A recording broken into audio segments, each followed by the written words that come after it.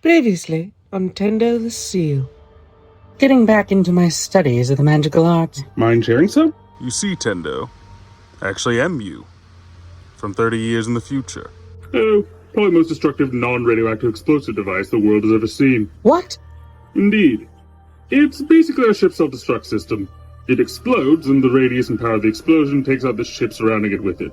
You see, it may be a shame, but in order to make tomorrow truly play out for the best, the other Guardians need to die. While you'll be going home, your friends will be staying with me, as this ship is blown to smithereens with us inside. Now beaming, Tendo, back to planet. Tendo! I don't mean to spell it out, but life, the universe, and everything is counting on you. Good luck. It's in their hands now. Hope that was enough. So, he thinks that'll stop me, I can still activate the self-destruct manually. This changes nothing. Come on! I'll get you guys out of here! Good. Now that she's dealt with. Stop him! Quick! Look for them! Hold on. Something's bothering me. What is it, Aboid? This is a personal conflict for our lives at this point. Current Tendo says he'll never be this guy, right? Yes, so? So then, why did he say that life, the universe, and everything was at stake? Puppeteer, check page 42 on your spellbook. Why? Just do it, woman! Tendo, you clever little seal, you really did plan this down to the letter. Hold on, let me see. No time. We still need to be in position when the time comes if we have any hope of getting out of this alive. Meanwhile, at Disneyland. You know, audience, every once in a while, as a park tour, you come across a conundrum, a concern, if you will. For you see, there are plenty of rides in these here parks that are amazing, truly wonderful, deserving of the attention, but lacking in the narrative content befitting of your style. So, how do you handle such a thing? What do you do? What is the answer to such a question? Well, mine? To find some random connection between all three of them and combine them into one video. Time to tackle the Disneyland mountain range. These three rides are legendary among the canon of the parks, beloved by many and revered for their history and ingenuity. But with all three being simple coasters, they tend to focus more on the experience instead of trying to tell an in-depth narrative. So, we're combining them all together into one video to make for one little mountain climbing extravaganza. And yeah, I know. There used to be 4 mountains, but come on, the last one wasn't even a coaster. Besides, it has fallen to the Mountain Slayer.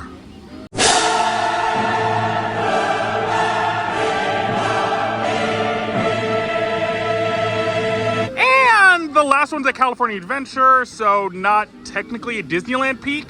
Besides, we have 3 different attractions to do today, so let's get started!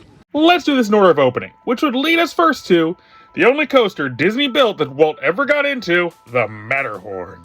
The tallest peak this park has ever seen, the big white beast itself. This ride has easily one of the longest, most storied histories of any attraction on property, given just how much has been done with it over the years. Despite many believing the ride was an opening day attraction, that was far from the case. In fact, the only reason this ride exists is because of something that researching for this show has proven to be a very common aspect of Disney's past attraction development. Panic and mistakes of the past.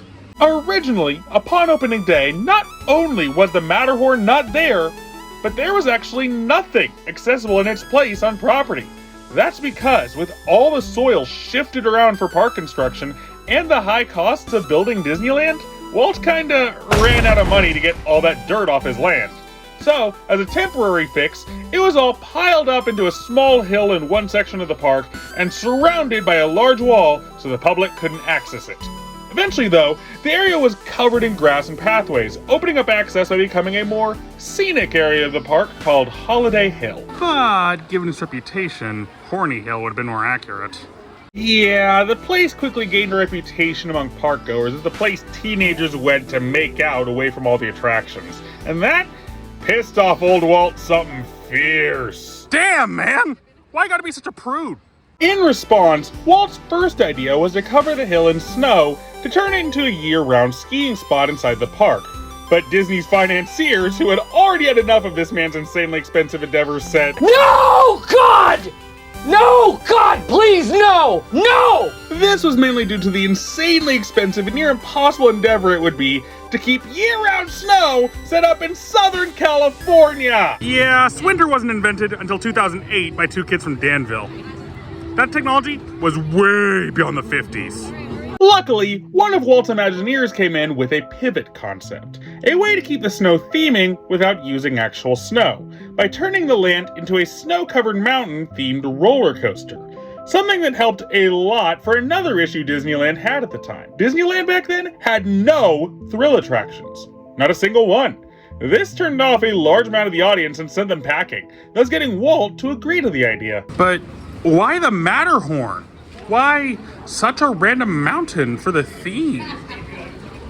That aspect came directly from Walt himself, having been enamored with the mountain after spending quite a bit of time there for the filming of the live-action masterpiece, Third Man on the Mountain. Because we all remember that classic, right? I mean, come on, me and my friends are quoting it all the time. Like that part where that guy, or when that other guy says, oh my word, I have no clue what this movie is. And thus, Holiday Hill's large dirt mound was finally removed, only for a new mountain to be opened in its place, the Matterhorn itself, opening its caverns to the public on June 14th, 1959. And for another connecting aspect of all three of these attractions, they all have undergone massive changes over the years. So, what's none of this one? The first major update came in the 1970s, where the attraction had its interiors redone to be more thematic. This was also the update that gave us the first appearance of this ride's one and only character, unless you count the automated safety spiel, the Yeti.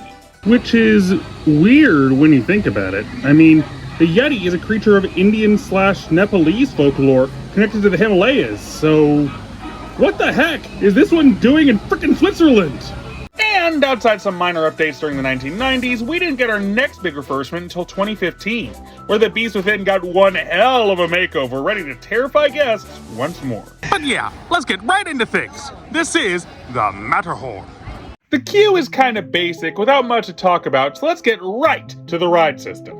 This is what's known in the industry as a tubular steel roller coaster, the first in the world in fact. This is a purely gravity-based coaster, allowing it to properly simulate that bobsled feel down the mountain. While over the years it's gotten pretty rough due to wear and tear, it does still have that overall bobsled feel as a result, and I gotta admire that. And thus, hop on in. A cold front is coming.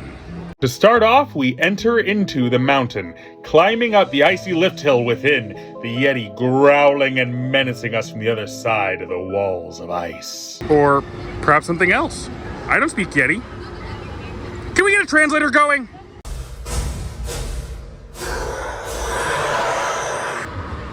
Not nearly as threatening, is it? Up next, we see a pile of junk within the highest areas of the mountain, alongside a collection of wrecked gear from a group called the Wells Expedition Crew, to honor the late Frank Wells, who had recently passed away at the time it was added in. And what better way to honor a man's legacy than put his name on a failed expedition project, right? Anyway, we turn the corner, starting our run down the mountain, only to encounter the Yeti in his full glory. And yeah, not much more to say. It's a coaster. You go through the awesomeness that is the course. That's it. Well, one thing I will mention is that this ride is currently the only attraction where you can get a decent view of the park from high up.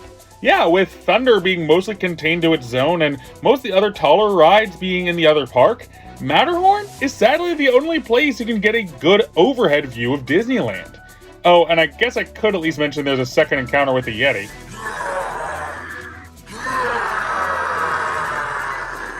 One thing I can mention, though, is the unique way this ride ends. As you see, the ride ends with a splashdown into the water before returning to the station. While most don't seem to question this, I mean, it's a nice visual element to the attraction. It actually does serve a practical purpose. The thing is, the coaster trains tend to get very hot in the undercarriage due to their constant friction with the track with this coaster design. This water is actually used by Disney as a low-tech cooling mechanism for the ride cars at the end of each run through the experience. I mean, who would have thought those water splashes at the end have a practical purpose? Crazy, huh? Anyway, that's the Matterhorn, a beloved fixture of Disney Parks history, the first peak upon the mountain range, and the tallest peak. Overall, a wonderful attraction worthy of your time. Anyway, on to the second peak of the range, because we're going mountaineering in space! Space Mountain. Easily the most intense coaster in the original park. This ride has been a fan favorite for generations, even being the absolute favorite ride of my mother. This thing is legendary among the rides Disney has put out over the years. And in this segment, I'd like to dissect why that is, because when you're really looking at it beyond a surface level, there's really not that much to this. I mean, compared to the intricate theming of Matterhorn and Big Thunder, Space Mountain kind of looks like a joke. You just put a coaster in a dark room and turned on the disco lights. Compared to the attractions with major theming, this should be laughed off stage. So why has it been so revered as not only being on their level, but potentially better than them? Perhaps by going into its history, we can surmise the reasoning behind it. Funny enough, the ride was a direct follow-up on Disney's success with the Matterhorn, as they wanted to explore more of the concepts involved and see just what they could do to expand on the technology and concept. Walt at the time was also doing initial work on a major refurb for Tomorrowland, as it was heavily compromised at the time. Not like today, not at all! I may joke, but it was actually in a far worse state than it is today. Filled with lame, boring edutainment attractions designed to sell products their sponsors were selling. It was honestly more like an interactive commercial for tech companies instead of a theme park land. And Walt's solution to fix that? Put another ride very similar to the one just like it, only a few steps away from the original. Brilliant! The original vision for the ride, at the time dubbed Spaceport, was a large indoor space-themed roller coaster. The concept would have 4 trains moving simultaneously throughout, bobbing and weaving within, basically just being a souped-up space-age Matterhorn. But then, Walt just had to get himself distracted with some big project in Florida or something. I don't know. Yeah, it turned out the tech just wasn't there at the time for the 4 coasters working together. Not to mention the special constraints, so the idea was basically shelved until the opening of Magic Kingdom, as they did something that is just really shocking in hindsight. We did it again! Yeah! For the second park in a row, they opened up with no thrill rides! Not a single one! To fix this egregious error, the Imagineers quickly plucked out the old spaceport concept from the vault and decided to actually build it in Florida, treating it as the Floridian equivalent to Matterhorn in terms of its overall design. Same 2 coasters side by side, same ride system, just with a different theme and layout. And, oh boy, it proved so popular that, well, here in California, we started demanding our own Space Mountain, even though we already had our own equivalent. Sadly, the Imagineers had nowhere near as much space to build it in California than they did in Orlando, so the size had to be drastically reduced. This was accomplished by removing the dual track element, turning the ride into a single coaster within the building. And the ride in question, resulting in a terrifying ad campaign like this.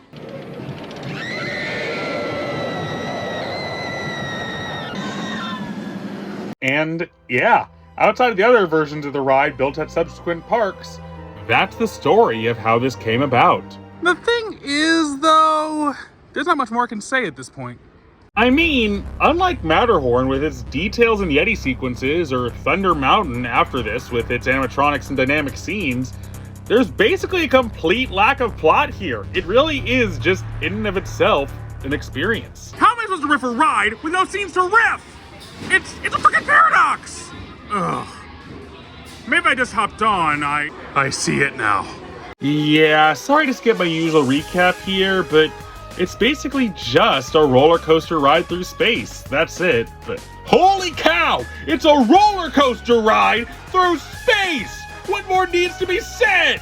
outside of praising the amazing soundtrack work of Michael Giacchino, of course, Praise be! this ride is freaking amazing to explore, with its fast-paced coaster excitement, and the wonder to behold in the star is just, holy cow, I love this thing. I just wish I could celebrate it more, do more for it, because it's amazing, but there's not much to work with.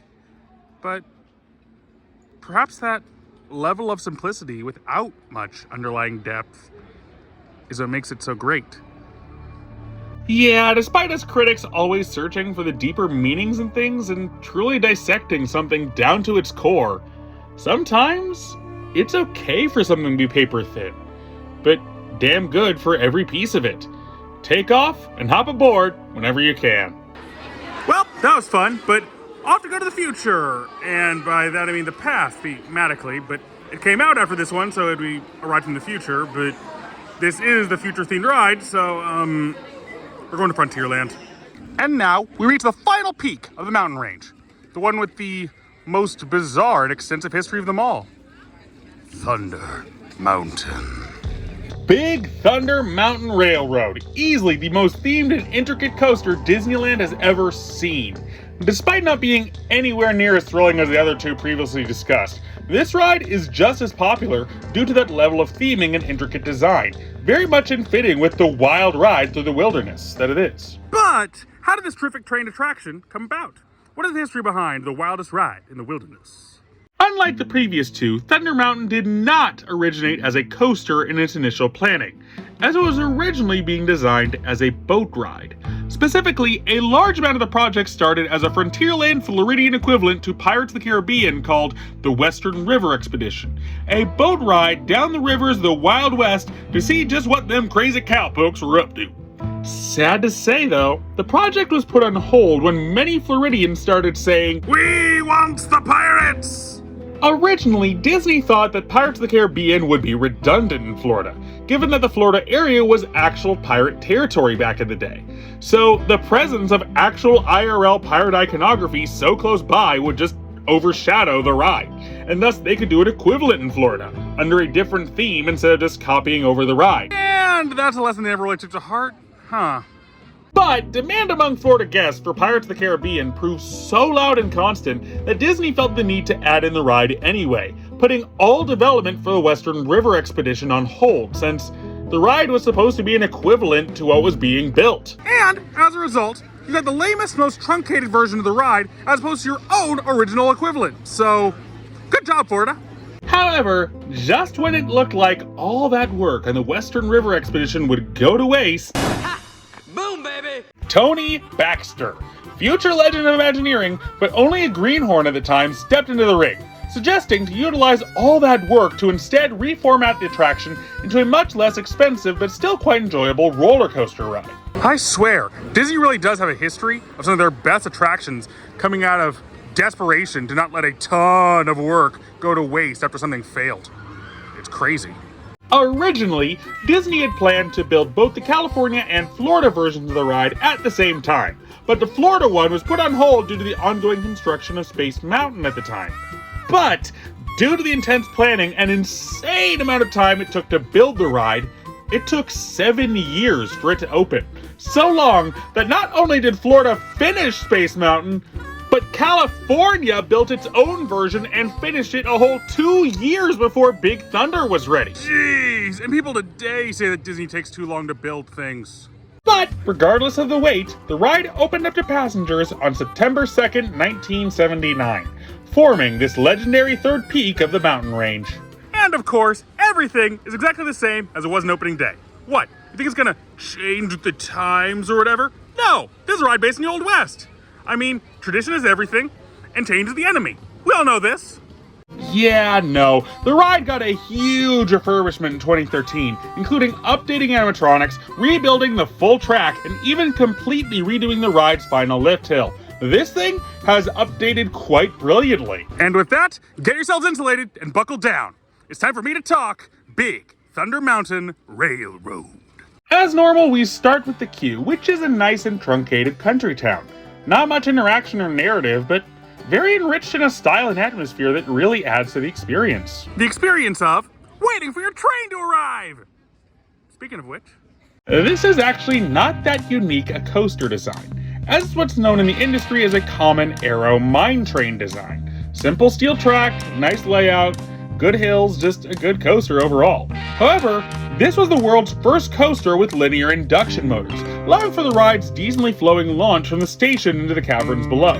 These elements were later added into Matterhorn Space Mountain during refurbishments, but this was the world's first coaster to utilize them. We started off riding into the caverns below, populated by a large swarm of bats. We can't stop here. This is bat country. We ride further into the cavern, riding up a chain lift hill towards a large waterfall cavern formation that looks oddly like a beast's mouth, or a mustache, or... I don't know. I'm looking at a Rock Shack test. I think I'm losing it. And upon reaching the top, we start moving through the course, encountering many active forms of wildlife and caverns along the way. Nice scenery. But eventually we make it to the second left hill out in the mountains, getting a nice view of the mountain range. Like I said, this is the highest viewing point of the ride, but it's pretty isolated in its spot. It's a nice view, don't get me wrong, but it's a view of the coaster itself, not really the park. Anyway, still great, but you don't really see much of the park with it.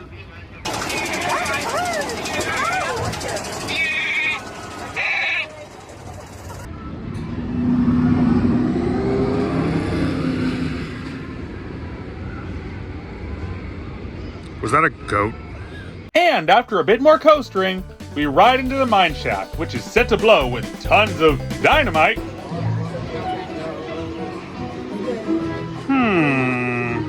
This sequence was added in during the 2013 refurb, and boy, was it an upgrade. The old version had some rocks shifting around to create some kind of cave-in effect, but this new one, with the sparking fuse wires and explosive finish, just... damn, talk about making a scene better. Want to make your scene better? Just add explosives!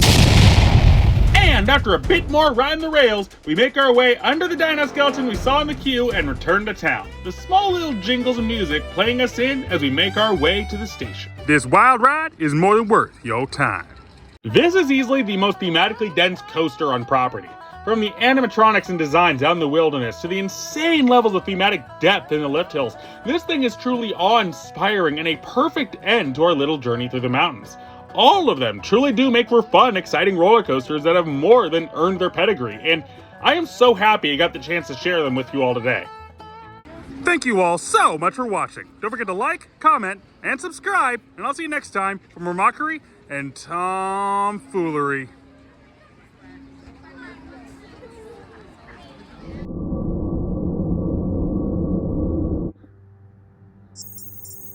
Tendo, don't do this. No. I thought you, of all people, would get it, puppeteer. But it would seem you're just like them. Letting your fear of being seen as a bad guy stop you from doing what was right. Screw your need to remain moral in the state of this broken world. Look, this isn't the answer. We can handle this. Not this time. Only my past self will make it see tomorrow now. For the best, really. Hope you're ready to see the end. I've been wanting it for oh so long now. Now, the past me has this responsibility. My part in this tale is finally complete. What is this? Yeah, I'm confused. This is a magical dome barrier. One that can block and stop things in the physical world, but can only be damaged by magical means. So unless your little explosive there is magic in nature, Oh no. the explosion should be fully contained within, leaving us unharmed. Damn, that's a good one. I genuinely can't believe Tendo remembered that. The spell on page 42. Wow, Tendo. Using a pop culture reference as code? Not bad at all. It's okay, guys, I'm hearing. Oh. So, this is how it ends. The woman who raised me, stabbing me in the back. Indeed. To see that this is what you've become, it frightens me. Makes me all the happier that the current version of Tendo wants nothing to do with you. You know, before this, your betrayal was the one that hurt most of all, Nami. Please, don't say that. Please, I may be doomed, but I hope no matter what happens, you do live a happy life in the end. All of this for nothing, huh? How poetic. Even I couldn't handle the responsibility that came with this spell. Looks like my reign is over.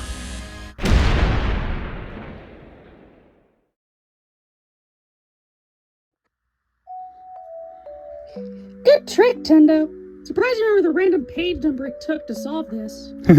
Yeah. Helps when you make a little mental joke to yourself at the time when you read it. Anyway, I'm just glad to see that you all made it out safe. Question. Now that the blast box is gone, what are we gonna do with the ship? I mean, it's not like our guardian powers can destroy it, right? Why not keep it? What? Means we don't have to pay rent anymore. It gives us a good home, and we can go anywhere we want with its onboard teleporter. Not to mention being able to do your reviews from home via the holodeck. Fair enough. You sure that's a good idea, though? I mean, now you've seen firsthand that becoming that asshole is a possibility. I really doubt it will come true. Especially if it means we get to keep an eye on you. Aww, thanks, guys. But we have to change that name, though. Epsod is just horrible. Oh, yes. Agreed. Seriously, what was future Tendo thinking? Epsot? How does the name Astralis sound? Not a bad one. Sounds like a good name for a home.